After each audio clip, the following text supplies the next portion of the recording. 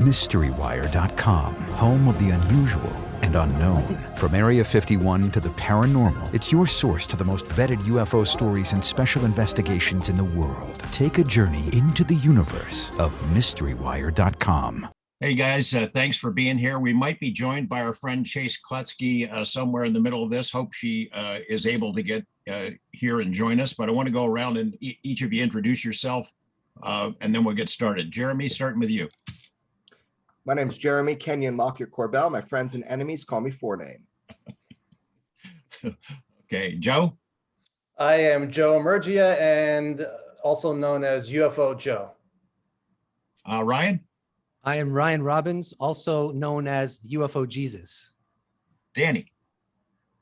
My name is Danny Silva. I run silvarecord.com. Happy to be here.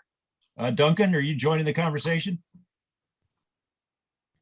Yeah, I can hop in. Duncan Phenix, producer of MysteryWire.com. All right, let's get started. You know, I guess there was a time long ago when dinosaurs ruled the earth that, you know, we did not have a flurry of new and interesting UFO-related stories and subjects every single week or every single day. That time's long gone. I mean, we could probably convene this podcast team every day if we all had the time to do it, because we would never run out of material. And some of it coming from a lot of us here in this group, but also from other major news organizations. We saw today Brian Bender finally uncorked his long anticipated piece about the history of the UFO explosion.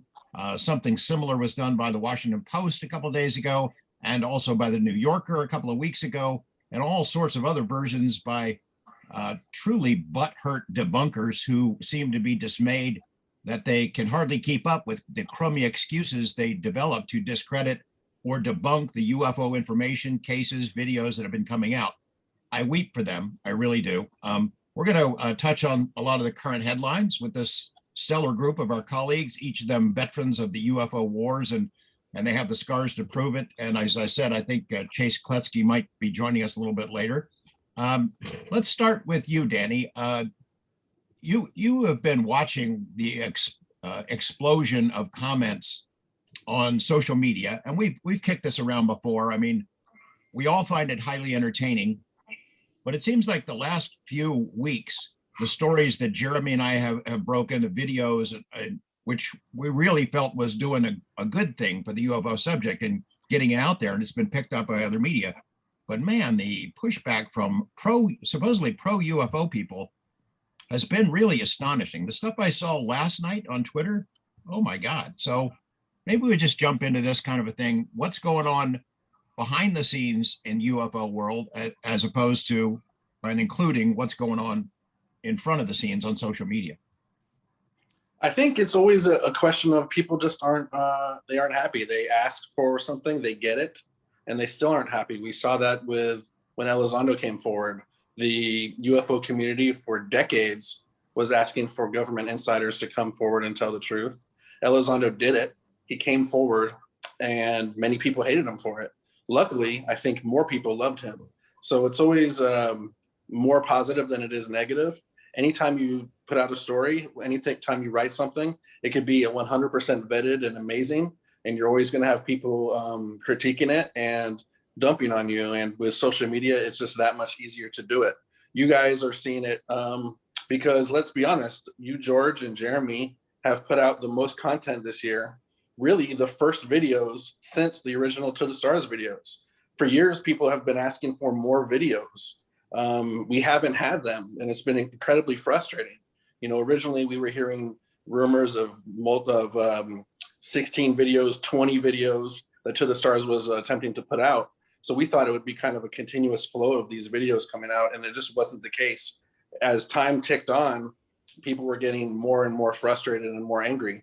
Now, finally, we're getting these videos from you guys. They're amazing. Now, finally, we have the first ever radar of a UFO event, or whatever your alleged UFO event. And it's amazing. And of course, now people aren't happy.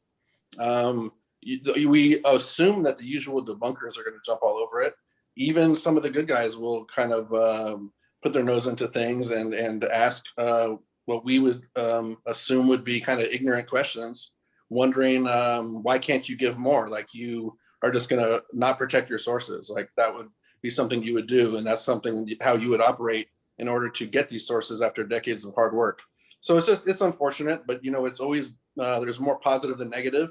You guys are definitely the UFO researchers or whatever you want to call yourselves of the year for what you've done. You've kind of eclipsed everyone now, other than maybe Lou, but Lou isn't putting out videos this year. So you, George, and you, Jeremy, you guys are killing it. And I just want to congratulate you on what you've been putting out. Thank you. UFO Joe, you're a guy who likes to mix it up with people. You don't back down from anybody. You will tangle with them on just about any topic. What you've seen in the last 24 hours, what stands out to you? It's more of the same. And I've kind of cut back on going at it with people only because I'm struggling to keep up for myself. I mean, I had to take a nap before this because I'm so tired.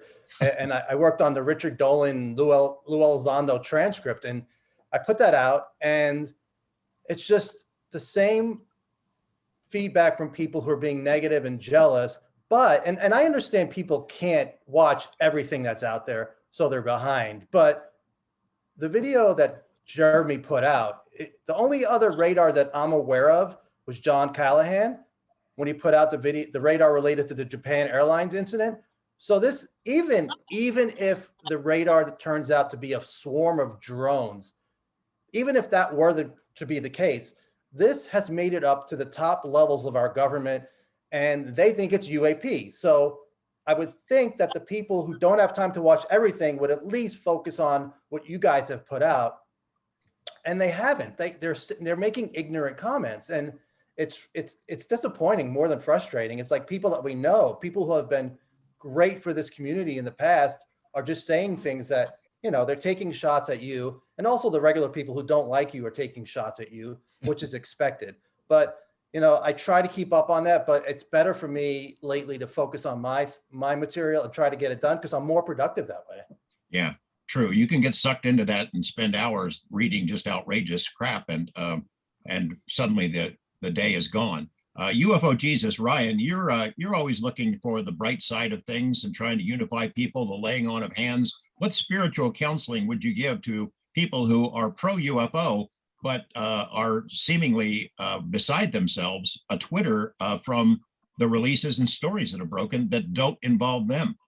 I would tell them to be cognizant of their ego. And anytime they feel this compulsion to be so antagonistic, to ask themselves, is this coming from an intellectual place, or is this really my ego talking? Because if you don't step back for a moment and ask yourself that question, you may spend 20 minutes saying really stupid stuff. I see it happen in my own self. We're all susceptible to that. And frankly, what I've seen, I can understand wanting to scrutinize the news that comes out, wanting to have some legitimate criticisms or questions. But what we're seeing now, in my opinion, exceeds that significantly.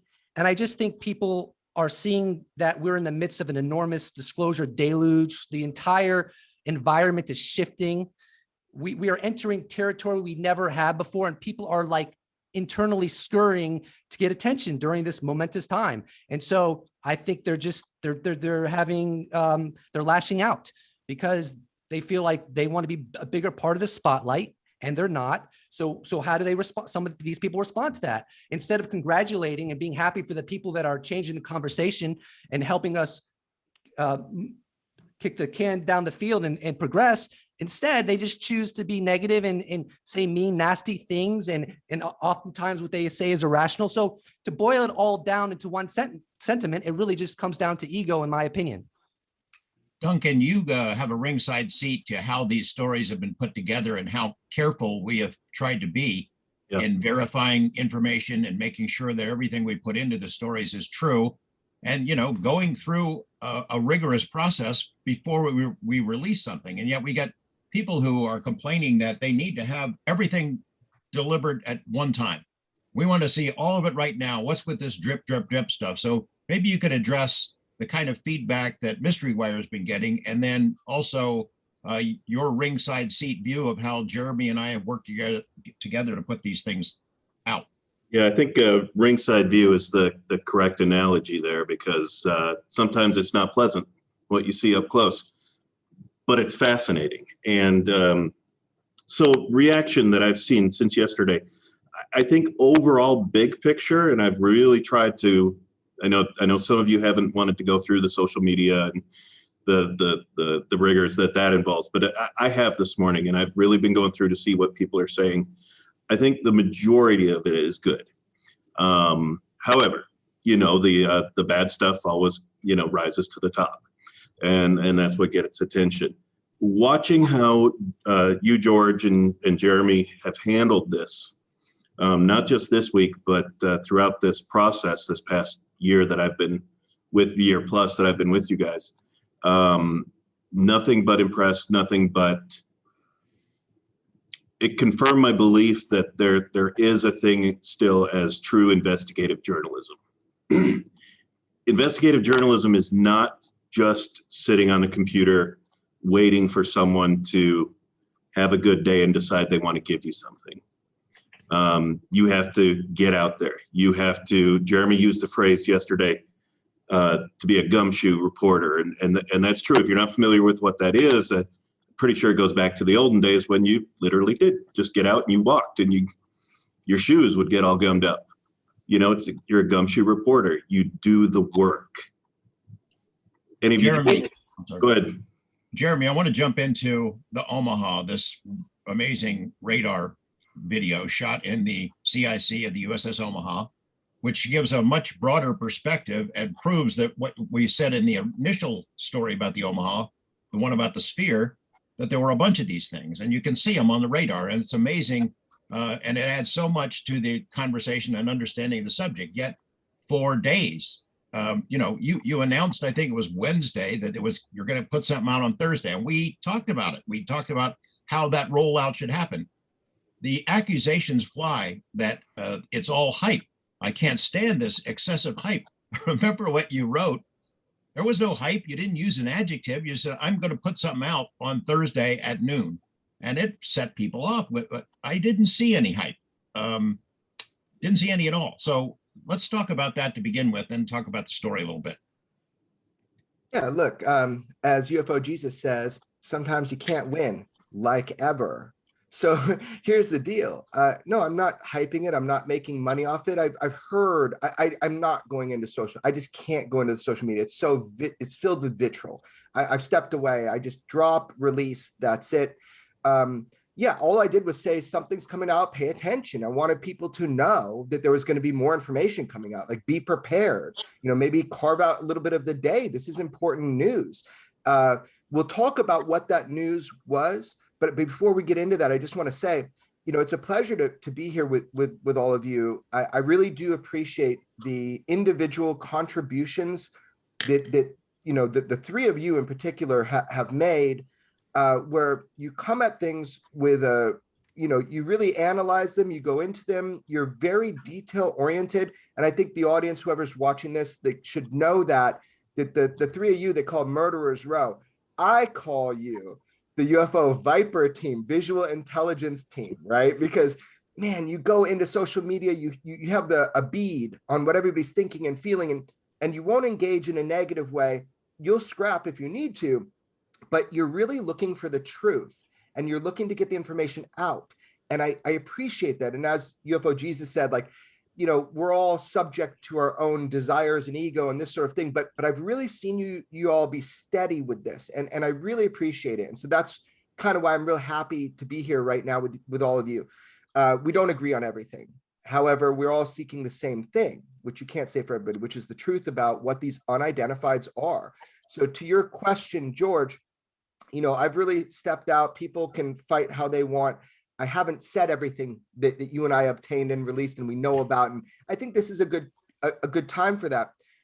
The big deal is this. Everybody was belly aching because they didn't have corroborative censored data. So they can easily make these ridiculous comparisons like, oh, the USS Omaha image of where it appears things going in the water, that's a balloon subject to the wind. Hold on. What we obtained and released, George, as you know, is censored data. It's a navigation system. It is a radar system that shows a swarm of unidentifieds. And I'm not saying they're unidentified. Our UAP, TF, and Pentagon is saying these are unidentified to this day. And so it's so interesting to me, provided this information, the conspiracy theories just are apparently going wild. But the deal is, this is the first time in history that we have visual radar data that goes directly with FLIR data.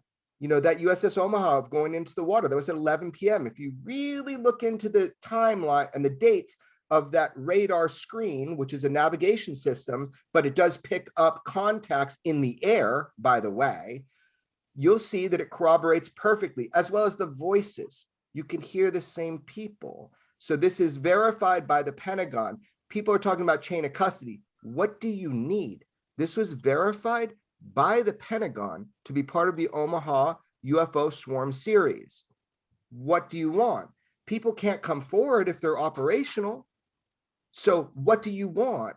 I mean, look, I'll provide everything I can, and I've ranted enough. I think I answered your question, but I'm just happy to be here. You know what I saw too? The same guy, this writer who's trying to carve out a niche, who's been really hostile, who tried to get the Pentagon to investigate you and me to see how we're getting these leaks.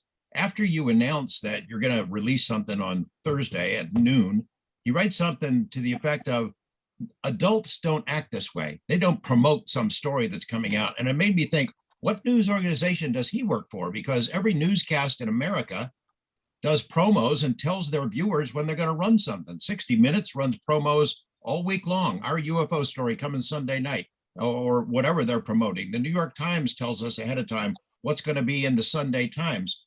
Every local newscast in America writes promos that air, that tell viewers, hey, something you might be interested in is going to come on, which is what we did as well. I don't understand that. He said, this is not how adults act. Well, it is how adults act. And the only people who don't act that way are those who maybe work for high school or college newspapers, and they learn there how pure journalism is supposed to operate. It just doesn't exist in the world. So I'd like to get into a little bit that's been raised about the video, Jeremy, some of the other complaints about it. About the Viper team, for example, which is your name for the guys who are here.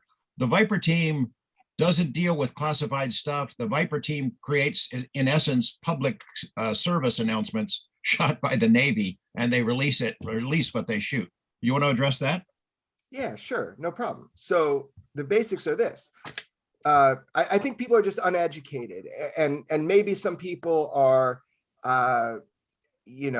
personally upset or whatever. I don't know what people's problems are. That's no problem. Let's clarify about it. So, we know about Snoopy teams, and this is, look, there's a lot of cool names that come out of the Navy because they're cool individuals, but like the Viper team is just like the Snoopy team, except they work with actionable intelligence. And then also they bring that and put it up the chain of command to get it to, and their mandate is to control the narrative. So if there was like a Russian sub that was inside US war, space, that would be something the Viper team would look at.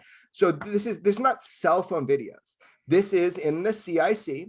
The Viper team is filming things that can be at some point released to show like safety concerns. They do not directly provide to journalists anything. I didn't get this information, all this archive of data, which, George, I'm confident the Pentagon did not have before I started snooping around.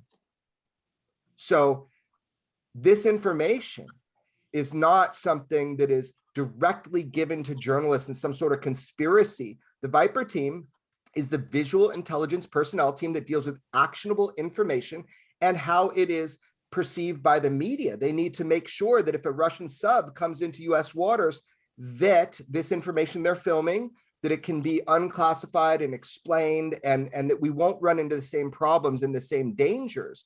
I'm not getting information. Remember, the conspiracy theory was that you were getting stuff, George, from the UAPTF, from some leak. So wrong. And then you were using me as a marionette to get it out. So wrong. You and I have worked really hard to develop these sources and people on the inside who provide us information, and then we obtain and release it. So the Viper teams, they actually did reports that had classified information in them. and sent them up the chain of command. That's their job, to send them up the chain of command to the different strike groups.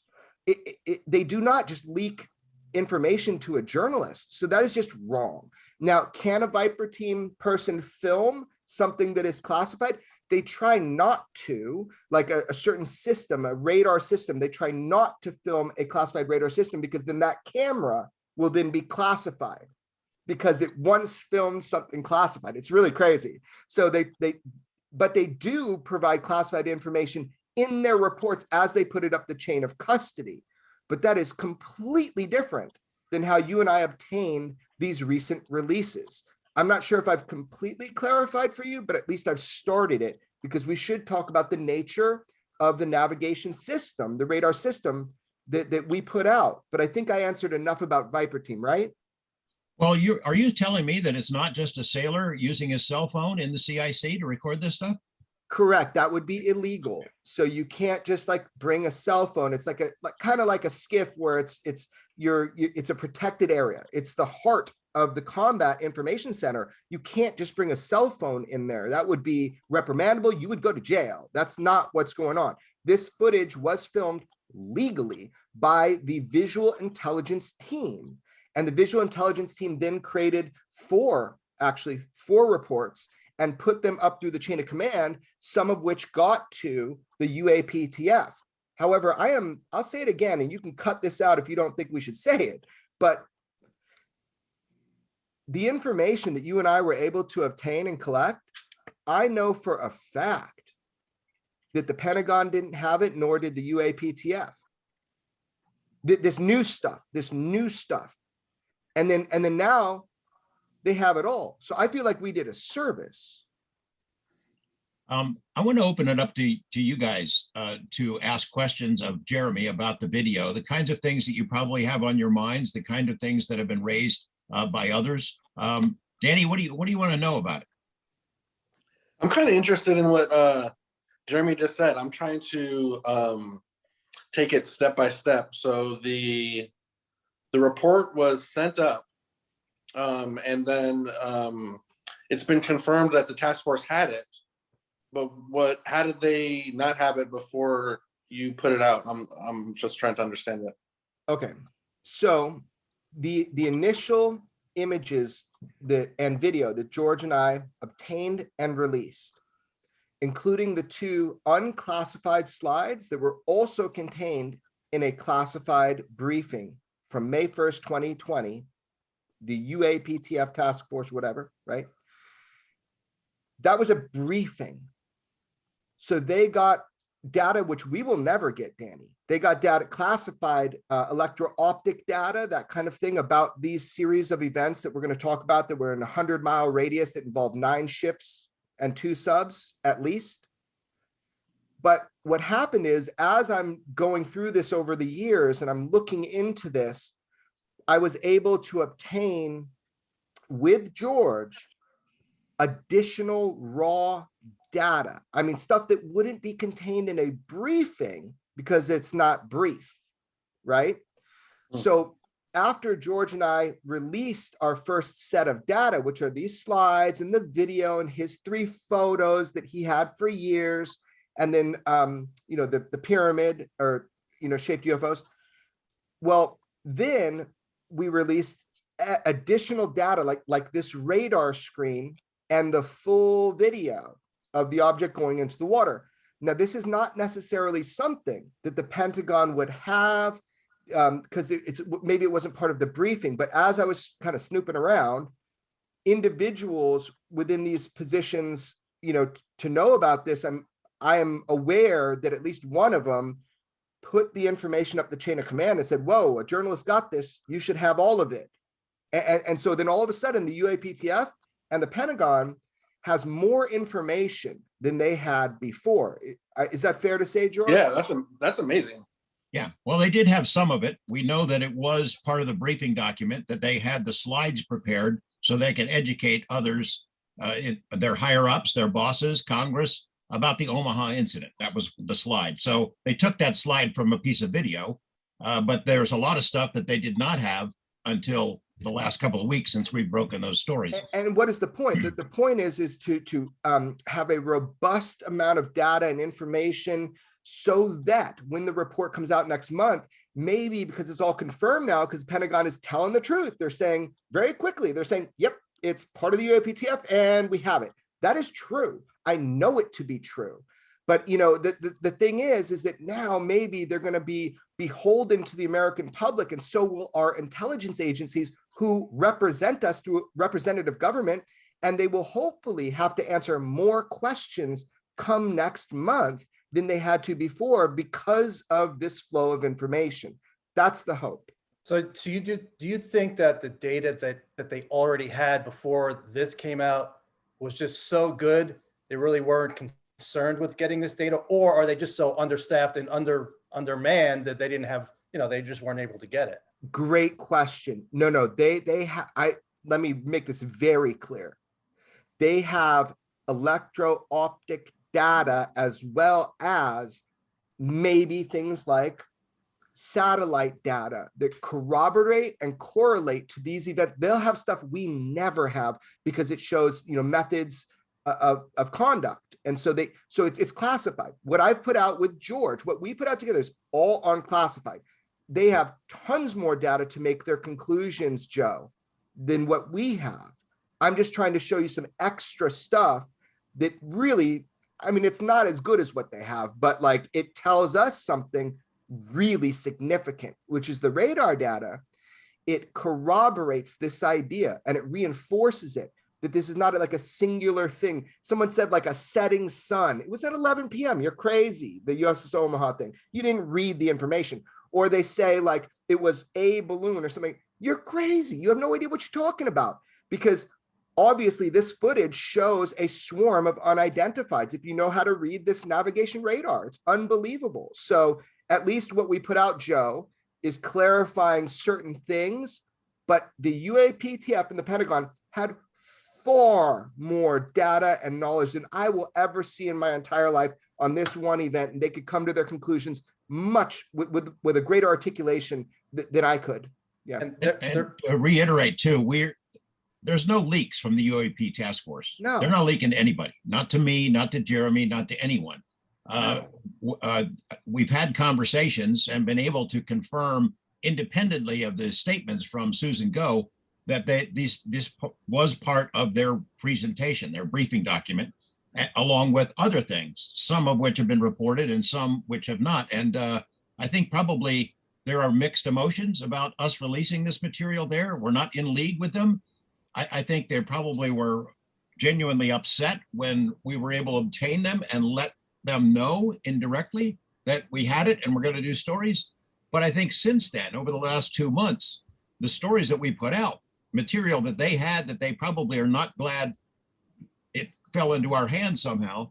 I think they're probably glad about how it stirred the pot and got the public interested and kept the heat on Congress to gather information and take some kind of action. And that is my sense of the whole thing. But just to be clear, they are not leaking anything, and they have a lot more info, classified info, that we will likely never see. Congress might get to see it, but we won't. Jeremy, I have a question. There's a prominent skeptic who proposed that what was on the radar screen were boats. And I just want to get your take on that. Do you think that is a valid possibility, or do you think there's no way that those objects on the radar screen were boats and were not airborne at all? So maybe they didn't look at the footage close enough where you can see a different selection in the algorithms to create the boat on the far right, the beginning of the video. That's a boat. So the little square X's, they're not boats. Thanks for raising that question. I was unaware of that ignorance. I'm really great that you're bringing that up. So let's talk about it just for a second, UFO Jesus. And if I don't answer your question, bring me back to it. But this is like a voyage management system. You'll see like VMS if you're really able to look inside the system and see VMS, which I think people have gotten wrong. That's voyage management system. VHS? Because that's that's like something from the 80s. Like, I don't know what that is. It's VMS. But anyway, this is corroborative radar data. But listen, it is corroborative because it relates directly to the visual intelligence teams who may have shot footage from the deck of the boat that the world hasn't seen yet, right? So it's not just like it's radar data and maybe it's boats and this sort of thing. Like, no, the boats actually look different. You can choose in the algorithms what the objects look like, because this is just a navigation system. You could actually, it's commercially available, Sperry Marine. But the thing is, the big difference is there's naval tactical data systems that are threat identifying that are on all of our naval warships. So this system is that and those are different algorithms. Those are classified. Like, I can't put that information out. I can't put that data out because that is classified. But there are algorithms that are specifically, I guess they term them naval tactical data systems. So this system itself, you can really mess with the algorithms and try to see like what things look like. These were targets in the air. When they go off, it's because they go above the scan volume of that radar system, or they go below, like what we think we're seeing with the USS Omaha, spherical shape, no plumes, no exhaust, no control surfaces, no tail, nothing, thing spherical, goes down, appears to go down into the water. So anything above or below, but these objects were in air. If you're just looking at like the Sperry Marine manual, which I have both of them, and they're hundreds of pages each, you're not going to understand what you're looking at because you don't understand how it's all tied in together with the algorithms for the, tactical data systems, which are threat identifying. So I hope, UFO Jesus, I answered your question, but tell me if I didn't. There is one boat in that video. There's one that was there for a while. Yeah, you can see it looks like a boat. It's different. It's different. Yeah. All right, Jeremy, I got a question for you, and I want to get. Hold on. Did I answer your question, UFO Jesus? Yes, you did. Okay, go ahead, Duncan. Good. Well, and the good news is he asked two of my questions. So I think it's things that people are wanting to know.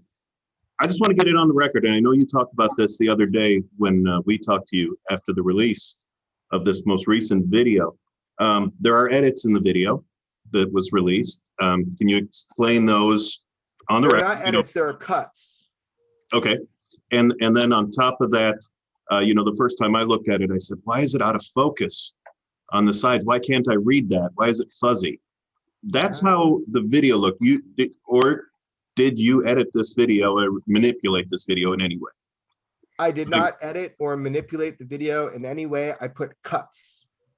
So there are 4 sections of video, which would mean there's 3 times where there's a cut, right?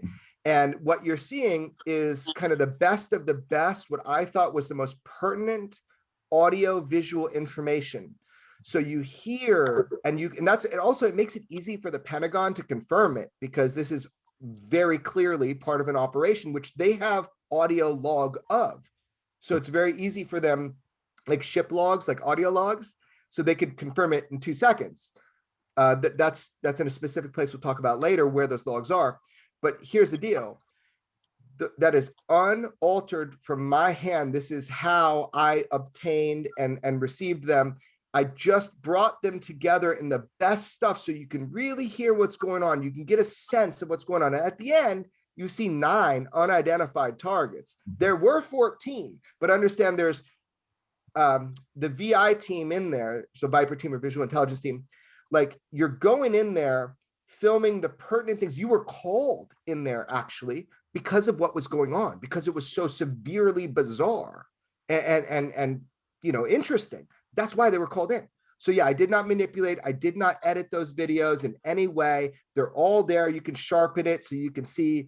That's how I received them. It's clear as day. Go ahead. I will say one thing.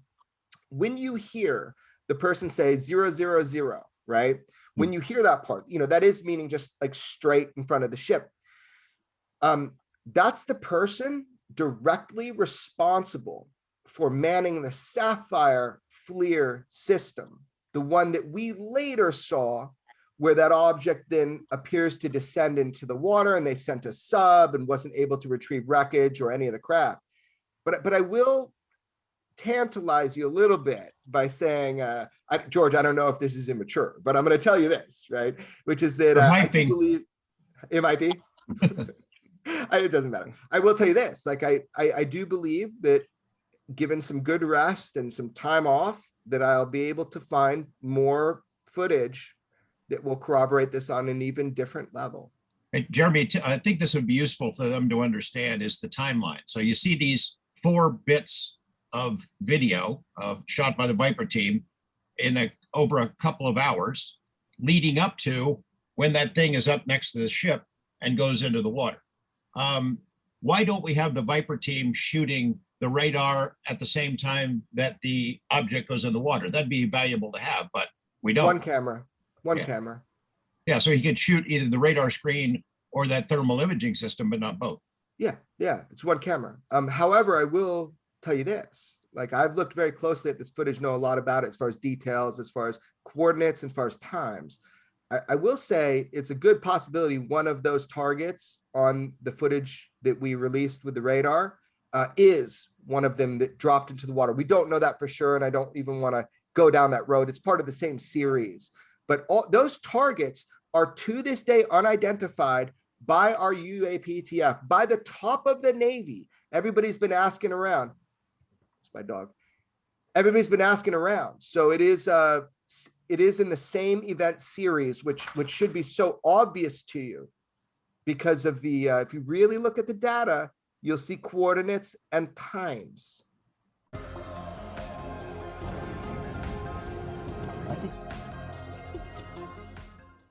All right, so, you know, it's a legitimate question. Are these drones, are they someone's drones that are clearly technologically superior to what we know about drones, since their transmedium can go into the water, it almost seems like they have cloaking devices at points. Either they go into the water or they go straight up and they're outside the range of the radar, or they become invisible, they're stealthy.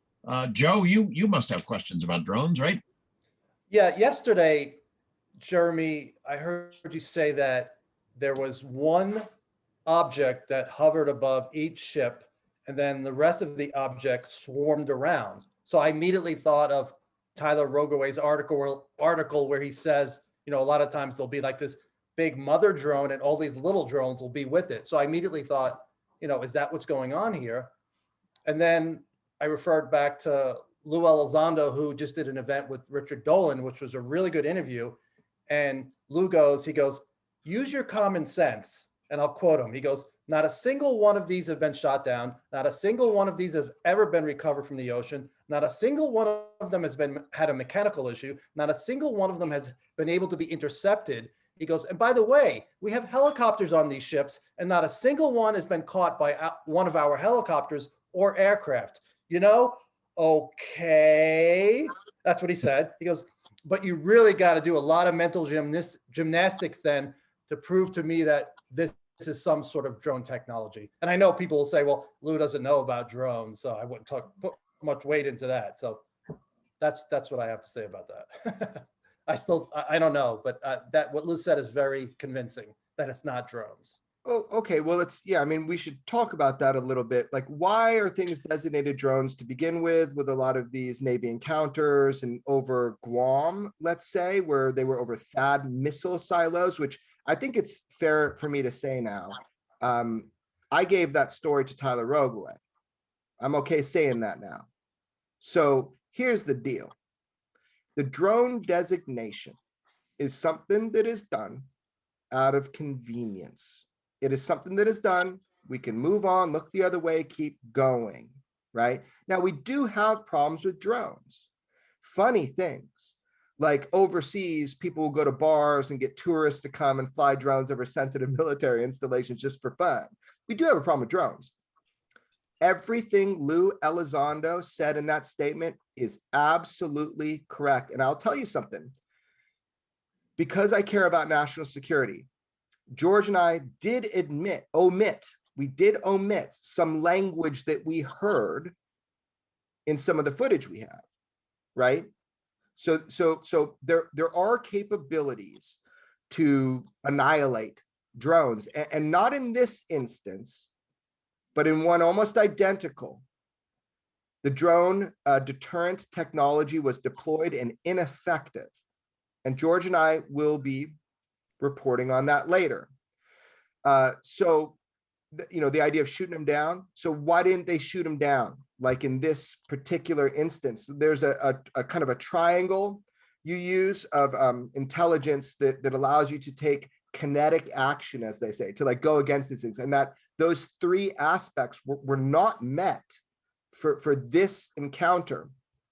I will say also this, the object above each of the ships wasn't bigger. It wasn't like some mother launched vehicle.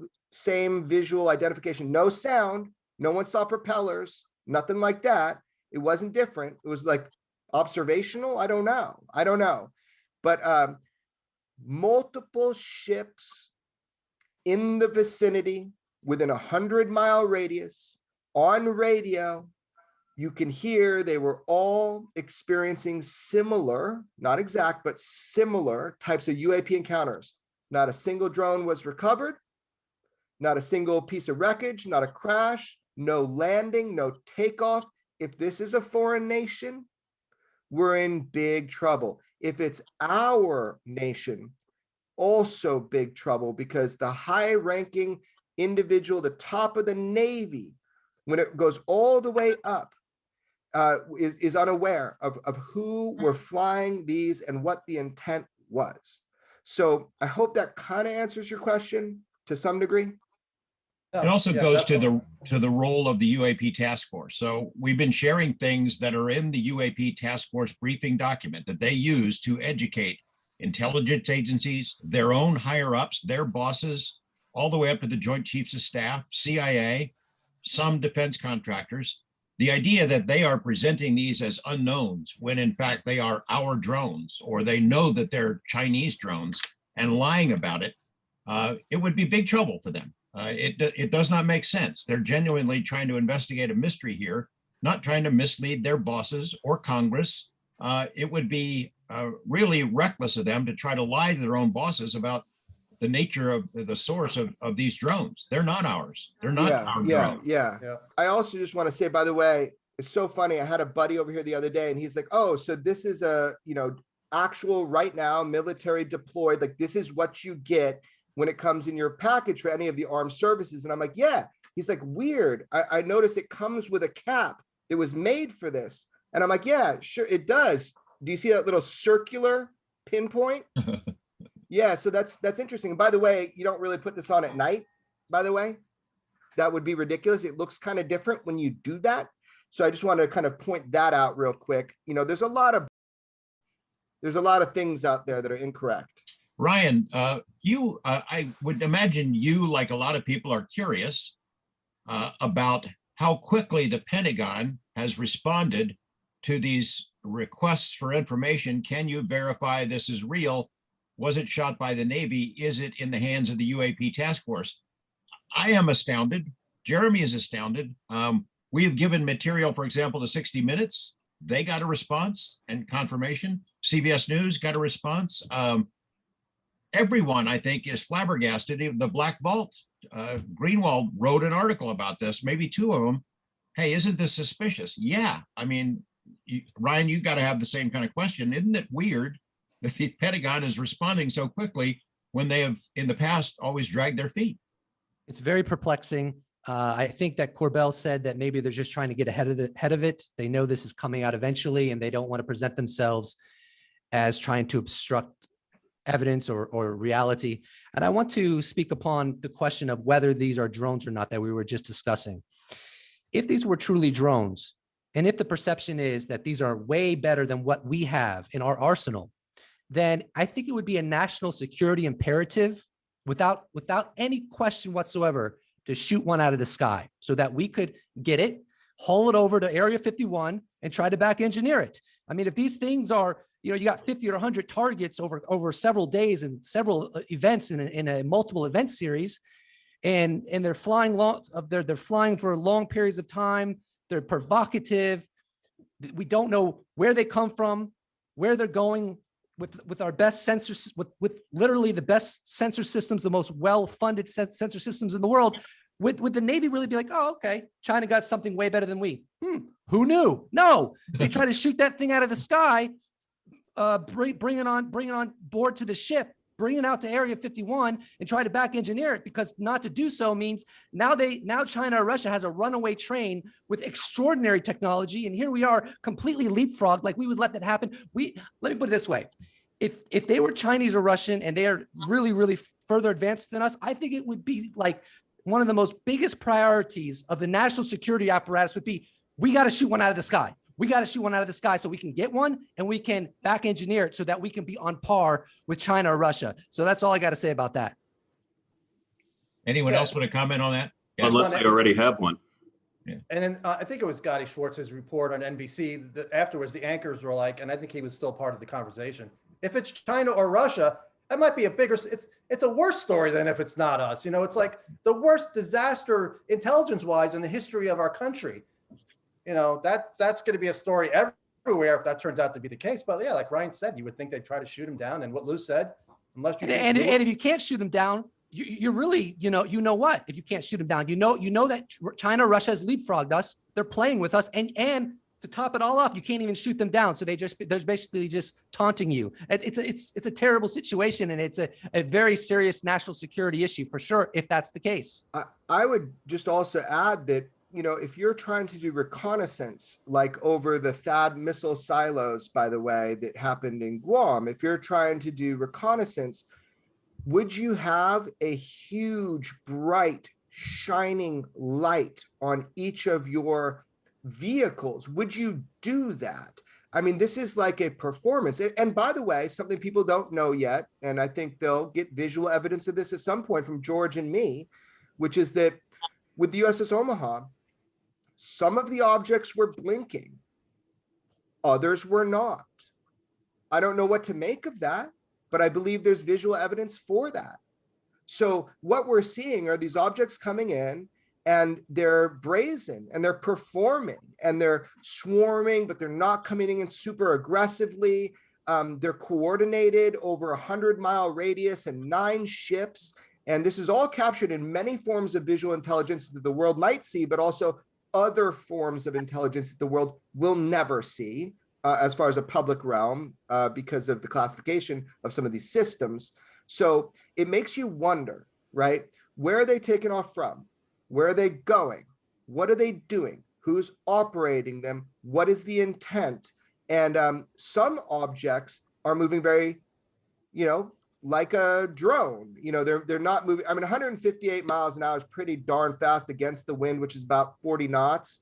That's pretty intense. And the endurance of these was really what hit people. The endurance of these to be out for so long, because remember, they might not have landed anywhere at the beginning or end because you know, let's say you have an hour and they drop on or off target, they're just going outside of the scan volume of that radar, but there was another radar. And that other radar was also scanning the skies at the time. I don't know, SPS 77, I think it was. So there's all these different types of radar. So ultimately, let's say they are drones. Well, we have a really, really big problem. These are not moving like the Tic Tac. These are not moving like the Tic Tac. That is probably out of this world. I don't know. Talk to Commander Fravor about that. But we got to find out. We got to find out. Just one follow-up on Guam. Trusted source said that folks, these people told him that folks in various intelligence services from multiple countries say that the sightings over the Guam nuclear weapons facilities are UAP. So that's a really great source. And it's, like I said, multiple countries. So it's not just you guys talking about this. It's other really great sources. That's a story that came to me many stories like that, and that one a while ago. And I thought that Tyler Rogoway was kind of the one. You know, he has been so accurate.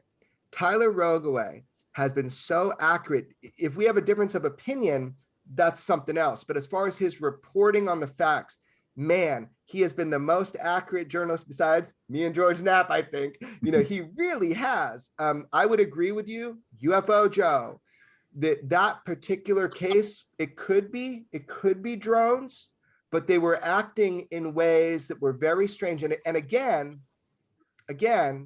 we're pretty good at taking down drones, making them slaves to our systems to control them, like near Camp David. That's done all the time. Can I ask a question of you guys? I'm going to throw it out to whoever wants to answer it, and I've got my own thoughts on it. You probably saw this past week or so, the UAP question got into the White House in public. It got to the briefing room. Jen Psaki, the communications director there, was asked through laughs and giggles about it, and she gave sort of a haphazard answer and then gave kind of a little more serious answer, a second thought. But what would your guys' suggestion be to other journalists on that level that have access to power? How can they wrap their heads around this? Because clearly there is still that, as I've seen it put out there, the giggle factor. And I get it, but this is, as you're saying, and even as the Pentagon is saying, believe them or not, a national security issue. But there's still a giggle factor. How do we get past that? I don't know That's if we amazing. could get past it. Go ahead, Danny. I don't know if we could get past it exactly, but they're not doing their work. I mean, there's a task force currently going on. Yeah, it's not an alien task force, it's a UAP task force, but it's sad to think that they're still going to be laughing at these kind of things. I was, happy that the communications director at least took it a lot more seriously than Biden did. I felt like that was a real kind of slap across the face. He not only did he throw the topic under the bus, he kind of threw Obama under the bus, because Obama came out and said between jokes, but he still said a really incredible, serious comment on the topic, and that we love that comment. Now it's going to go down in history, I think, as one of the greater comments from a president. So it was really not cool to see Biden kind of just say, ask Obama again, and laugh it off. At least the communications director took it seriously. But any reporter that isn't taking this seriously, isn't even throw out the alien question at all, just call them drones. Any kind of national intelligence reporter or any kind of reporter at all, and they're not taking it seriously. It's a shame, and they're going to end up getting burned in the long run. Look at all the people that are taking it seriously. It is kind of amazing. I mean, the White House spokesperson taking a question like that and giving a somewhat serious answer would be the UFO headline of the month in any other month. And then Obama, who used to really joke even more about the subject and kind of brush it off, he joked again in his most recent comments, but he did give us some solid info there and a solid statement at the end. And that would also be the UFO headline of the month in any other time. But it's a statement to what's going on now, that those stories are kind of down the list in light of all that's going on. It's amazing. If I was a journalist, this is the question that I would ask over and over again if I was talking to the White House spokesperson. Very simple.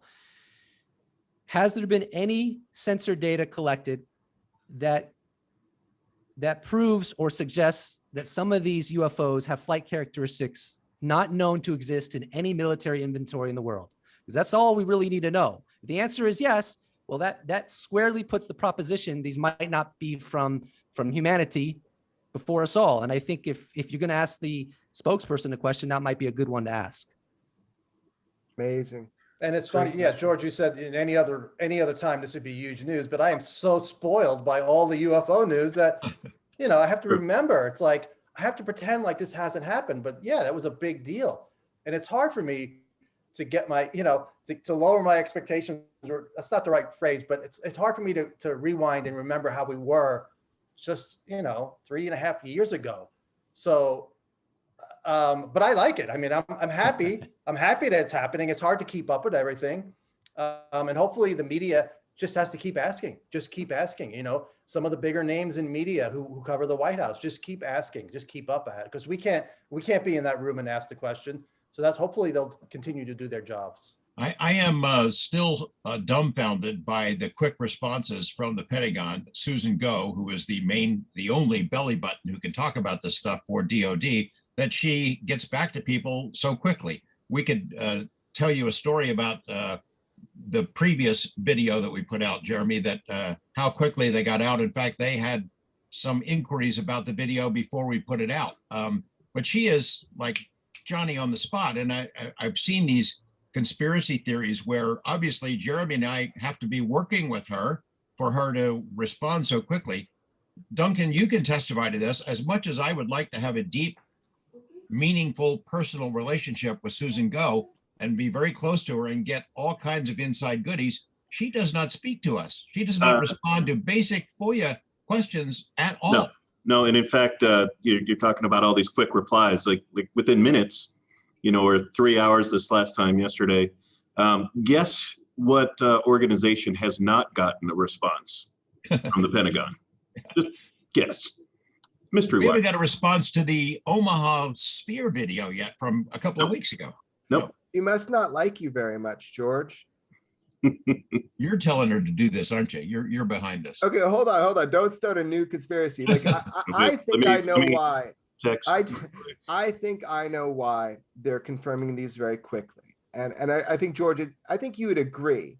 We have been very careful to make sure that in the interest of national security, that the Pentagon is pretty aware of what we're going to put out, kind of like you did with the Defense Intelligence Agency documents that you obtained and released. You did ask, George, you made sure that you weren't stepping over lines that were bad for national security. I know that the Pentagon and the UAPTF, they had the things before we put them out. I made sure that we're not messing something up. People made sure. Now, here's the deal, though. When I gave advance notice, I made a real special text the day before saying it's going to be a splash. I mean, everybody knew that I was saying, hey, I'm probably going to put video out, right? It doesn't take a genius to get a hold of Susan Go and say, hey, there's probably video of this. Jeremy's probably going to release it. That's not gumshoe reporting. That's insider trading. That was BS. Totally. There's no respect given there. However, this last piece, I was really careful just to say something's coming. So you and I, George, we weren't dealing with that same issue. So it's a fair playing field. And I do know that because they are aware and have this data, it should be a couple phone calls for her to confirm it. Now, it doesn't mean she's going to. And I don't know what the history is like for people, the good work of like John Greenwald and the good work of Tyler Rogaway. I don't know what it usually takes, but I think that we've cornered them. I think public opinion has cornered them. I think that they need to confirm this stuff and get ahead of it now because the public has demanded the truth. And so far, they are being truthful, excluding they're saying about Elizondo. Other than that, I think they've really been truthful. And I think what they're saying about him is intentionally deceptive, but I don't know for sure. Well, let's get into that. Danny, you are pretty familiar with Elizondo, what he's going through right now. I think, Joe, you also have commented about intemperate remarks made by Danny Sheehan, his attorney, regarding what he's doing. We could talk about that part of the story as well as what the Pentagon is trying to do to Elizondo. I mean, the fact that they have wiped out all of his emails, sort of trying to eliminate a paper trail that shows what he did while he was there is astonishing, but not unprecedented. I remember another guy who came forward with UFO information that had his background wiped out, but we won't get into that. Danny, starting with you, this attack, the ongoing attack about Elizondo is pretty remarkable. It's odd. I don't know if they, I've wondered this for a while now. Are they mincing words because ATIP wasn't exactly a classic program? Other people say it was. Is that why they're able to get away with what they're saying? I've written blogs. Is Susan, basically just totally thwarting FOIA and acting illegally? Or is she just acting unethically? We're not really sure. We're in this survey, as it is, the IG surveys, I should say. Apparently there's 3 of them now, initiated by Elizondo. Maybe everything's going to come out in the wash. Is she going to get in a lot of trouble? Is the how the government has handled the UAP subject in a public manner? Is there going to be kind of sweeping repercussions on what they're doing? I'm not sure. I'd like that to happen. Lou has certainly had a lot of pressure on his back. He's had a lot of stress put on him because they haven't been forthcoming. I personally was able to view emails years ago, as many other journalists were, confirming his place and that he had a role as the point man, as you always said, George. So it's kind of silly that they were claiming otherwise. I guess the other caveat would be he was kind of doing all this kind of on his own. So that way they could say he had no responsibilities, quote unquote, but he was still making moves and doing tons of work. So I don't know if they're going to try to get away with that in some kind of a legal sense. But we know the bottom line, he was running ATIP, whatever they want to classify ATIP as it was, he was running it, he was doing things, he was making moves, he was changing history. And thank gosh, OSAP was created thanks to Bigelow and Reed. And Lou was able to do this, as a continuation of that. And no matter what comes out in the media or weird comments we're getting from Susan now, we know that the task force is technically basically a continuation of ATIP. I don't care what anyone else is saying, it's happened. We could look at the personnel, I think, and it's probably similar in some cases, maybe not now, but previously. They don't have a great track record, Danny, of telling us the straight truth and nothing but the truth. And we've noticed, we can document that, right? Yeah, and it's sad, and it's not what we want. And hopefully, these IG evaluations may lead to something that's going to get some people in hot water, or even if there isn't hot water, they're going to kind of change how they operate in the coming future. And they're basically, it's just putting more eyes on the UAPTF report now, and so it's a good thing. And maybe I've often wondered, now that Susan has her back against the wall, is she kind of gonna come clean? You're saying she's being honest about what you're putting out, so I'm happy about that. And that's all we want, and that's all we deserve as the public. We want to know the truth. If not, she's probably doing what she's told. So whoever's telling her to do these things, get that person out of here, and let's get someone that's more forthcoming, because we're paying their bills, and we deserve it.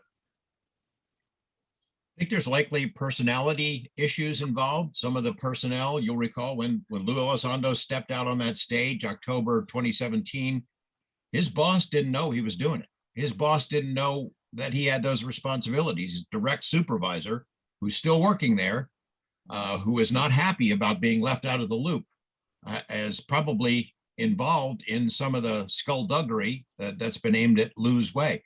Joe, this is an issue that you've raised before, OSAP versus ATIP. We've seen in the recent round of big media stories, 60 Minutes, these Peace and Politico today, Harry Reid secured $22 million for ATIP. In the 60 Minutes story, yeah, when the money was cut off, ATIP still survived. Yeah, that's because they never had a budget. Not a dime of $22 million went to ATIP, and still some pretty good news organizations continue to confuse that issue. Joe? I want to quote Elizondo, which will get to what you just said. He said during his Dolan interview, he said, "We know there's a problem. These things are real, and yet we're still allowing certain people at the Pentagon to stonewall the conversation." He goes, "This is to me unfathomable." He was really animated. I've never seen him this animated. He said, "I'm getting increasingly frustrated by the fact that there are pockets of resistance in there that haven't been rooted out. They should have been smoked out 3 years ago. What the hell are they still doing there? Get out." So I think this is the same group that helped kill OSAP, the same group that helped kill the remote viewing program, it's demonic, and it goes way back to the 90s. It's the same group. They're still there. It's not just OSAP. It goes way back. So that's like, almost 16 years. It's been there. And as far as, a lot of the news organizations still refuse to mention OSAP, which I don't know. I don't know why. You guys mentioned it. You guys broke the story. And even the New York Times, Leslie Kean and Ralph Blumenthal did amazing work, but they still refuse to mention OSAP, which studied, and I guess they're afraid. They want to, they don't want to scare off people, but it's the truth. They studied UFOs and paranormal because the Defense Intelligence Agency had an experience at Skinwalker. I don't understand why it's so hard to say that. If you could say, well, I don't believe he really had an experience, fine, but don't leave out that part of the story. And it's frustrating to me. I don't understand it because we've all talked about it. You guys have broken the story.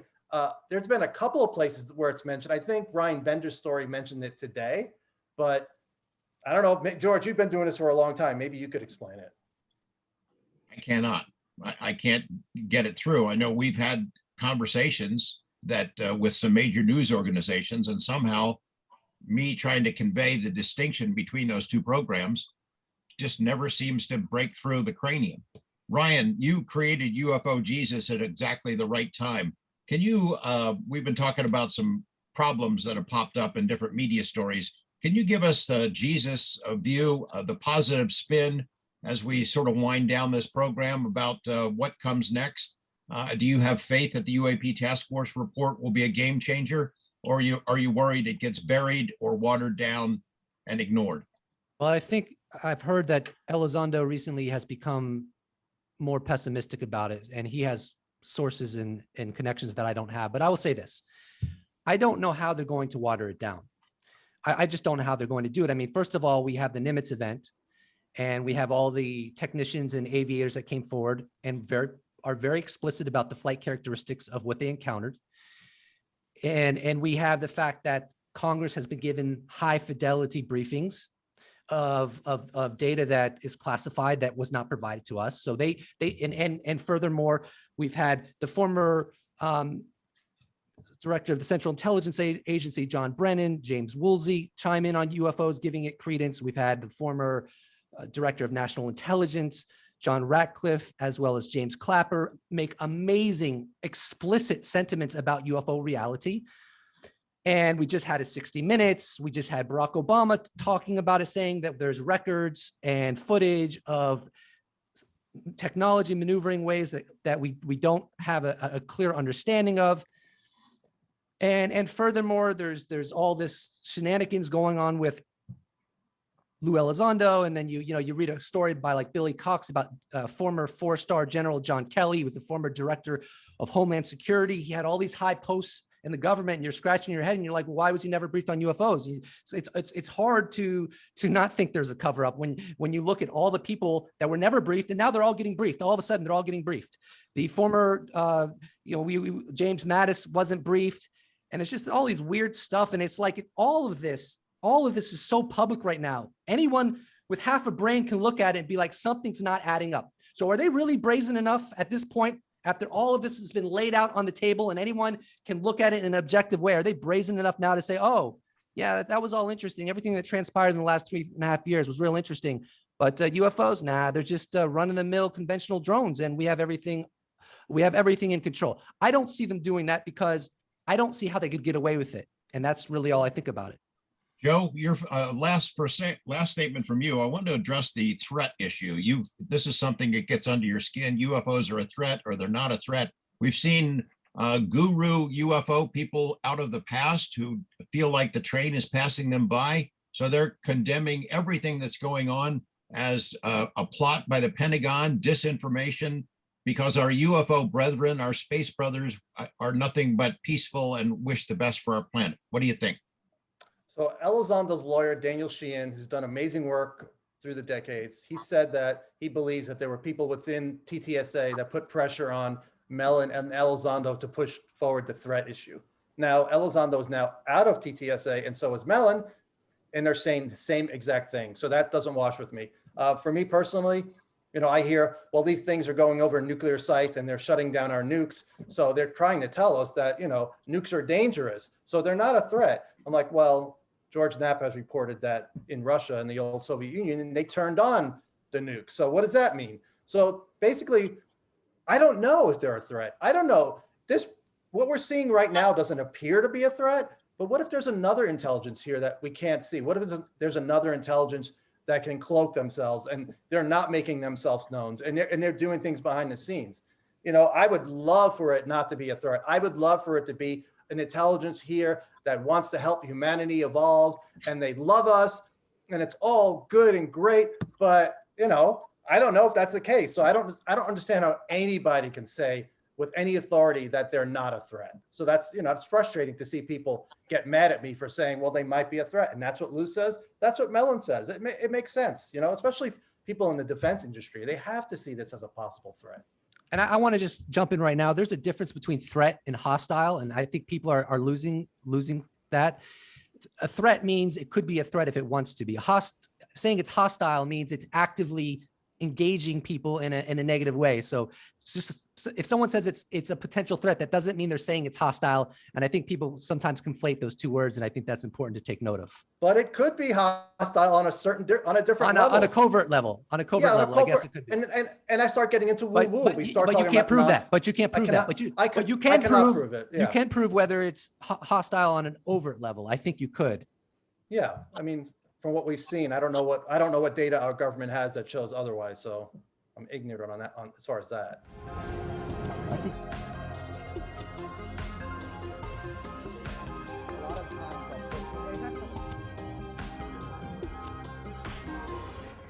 So Danny, Silva, your take on where we are right now, your hopes for the UAP Task Force report, your response to negativity from UFO luminaries in general. Okay, hold on. Duncan, you can switch it around on your monitor by dragging them so it's not discouraging to people. They can put everybody in the same order, maybe, if you want, before George can say that question again. You know what I mean? Yeah. Okay. No, it's fine. It's fine. Yeah, it's nice. We can make an edit. We can. It's nice to keep it the same anyway. But anyway, go ahead. Sorry. It's okay. Danny Silva, let's get your final thoughts where we are, your expectations for the UAP Task Force report, your hope about how this moves forward, your concerns about UFO luminaries of the past trying to stir the pot, attacking people like Elizondo. In general, where are we? I always try to focus on the positives, and there's a lot of positives but I do try to flame the negative people also. And let me just start. I don't understand how anyone can speak, if there are aliens, and I don't like using that word aliens, we can call them the others, we can call them anything you want to call them, but okay, so that means we know probably there's more than one species, or that's, what I've been told. A lot of people seem to think that, even if there isn't, how can any one person speak for every alien ever? And how can any one person say no abduction has ever occurred and it's all been some fake conspiracy? All these abductees claiming things for decades and decades, some people having their lives ruined, some people loving it and saying they're angelic beings. I just don't understand how you can speak conclusively for every action that's ever happened. It just doesn't make sense to me. And I'll name him Stephen Greer. I don't see how he can say that. It just doesn't make any sense at all. How can he say he speaks for the whole government? He knows everything that the government's doing, and it's a false flag and it's bad. And the government is all on the same page and it's all doing the same thing. I just don't understand it. I don't get it. And I don't think it's ever going to hold water to anyone that really looks into the subject. My concern is that now with Sheehan here, his pedigree is amazing. My concern is that some people who are looking at Lou, of course they're looking at Lou, he's the greatest. Then they're looking at Sheehan, and I'm worried that they're going to click over and see Greer. But regardless of that, we know Greer's fans are probably already burning all these emails for all these major reporters saying this is a false flag anyways, but I digress. There's a lot of positive things going. This is, every year has been kind of the greatest year since 2017. It keeps building and building. The task force report, I'm still really excited about it, but we can throw that out. The promotional run up to the task force, we've been talking about it since we heard about it. It's been a big focus point for me. It's been great, and it's everything we could have hoped for. Not only is 60 Minutes and major media on the case, George Knapp and Jeremy Corbell are releasing the first set of videos since To the Stars Academy, which all the UFO fans wanted. What we're also seeing is the videos don't necessarily have to come, or data or whatever you want to call it, doesn't necessarily have to come from the government. We were kind of in that hole when To the Stars put them out because we knew that they got them through the government. Well, they can come out other ways.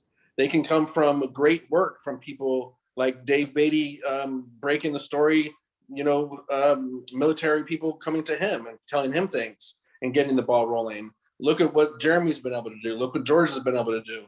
So we don't have to rely on the government. I think that's probably clear where previously I was worried that maybe we would, and we knew that there'd be massive pushback as far as getting more videos out. You know, we keep hearing there's so many videos and they're not coming out. But I'm just really excited, and we could take the task force report off the table, which I wouldn't, because I think it'll still be interesting, even if it kind of stinks as far as we're concerned, and it's not the whole shebang and the whole pie that we wanted.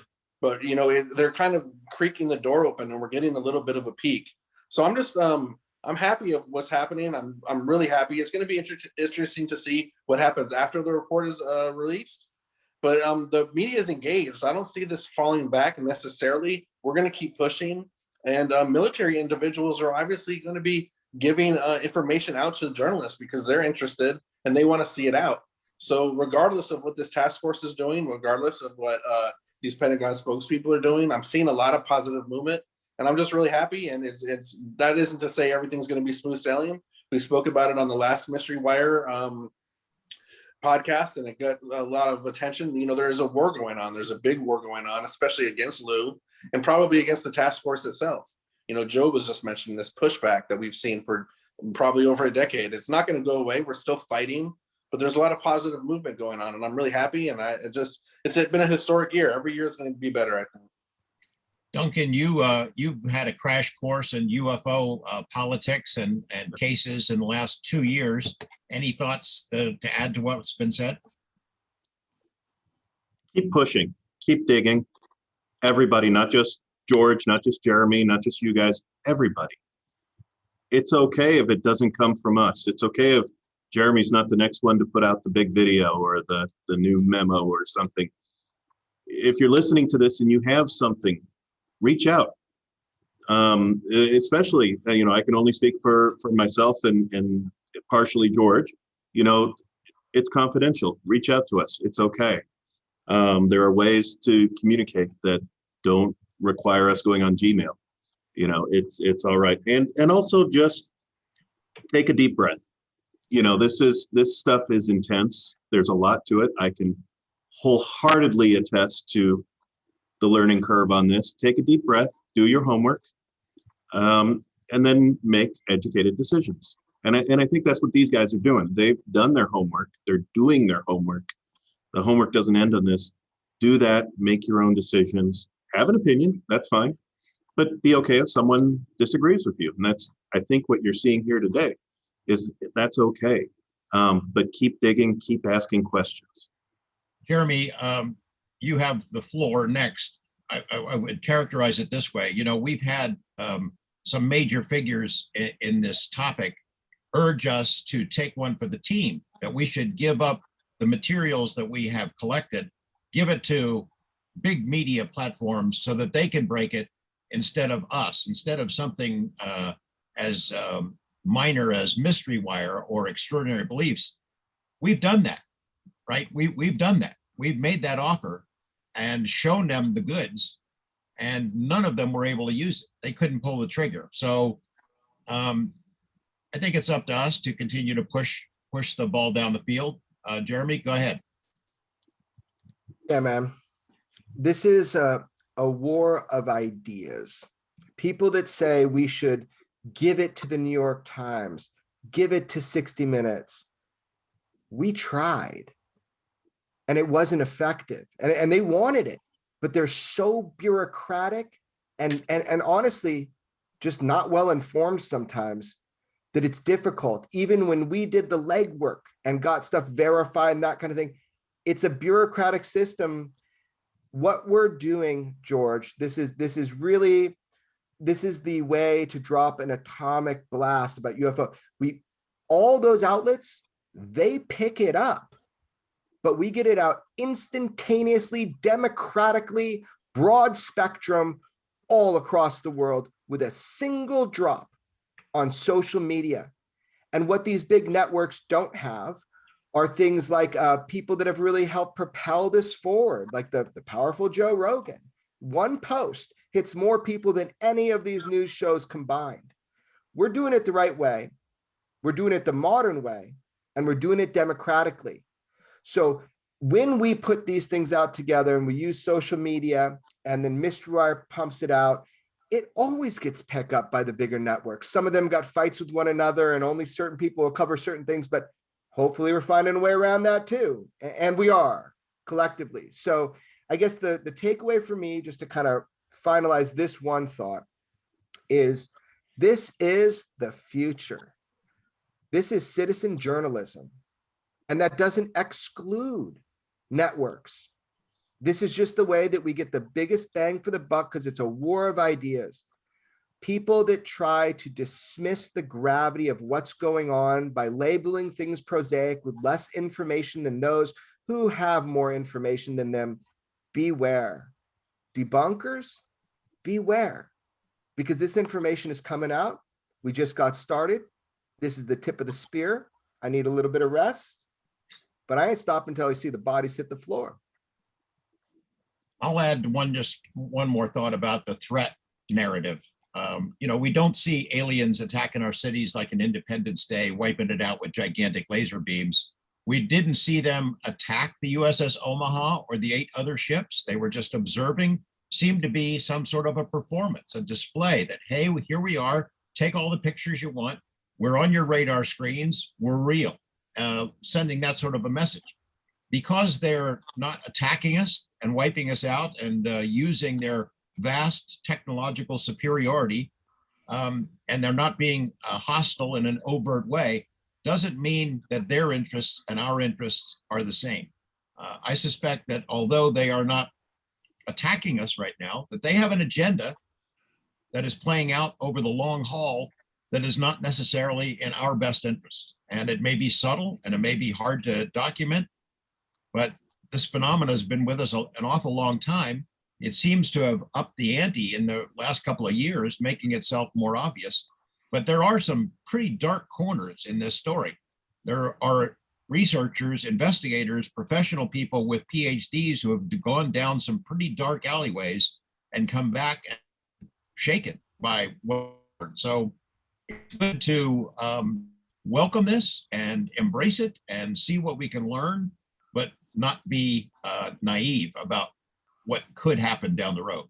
Anyway, thank you guys. Thanks everybody for doing this. We'll do it again soon. Real quick, I just want to say, George, from my experience as a martial athlete, a tactic of warfare, it's better to be underestimated than overestimated. The best attack and technique is one that is not known, not seen coming. Just want to throw that out there. All right, guys. Thanks, guys. Talk to you again. Thank you. Thanks, George. Alrighty.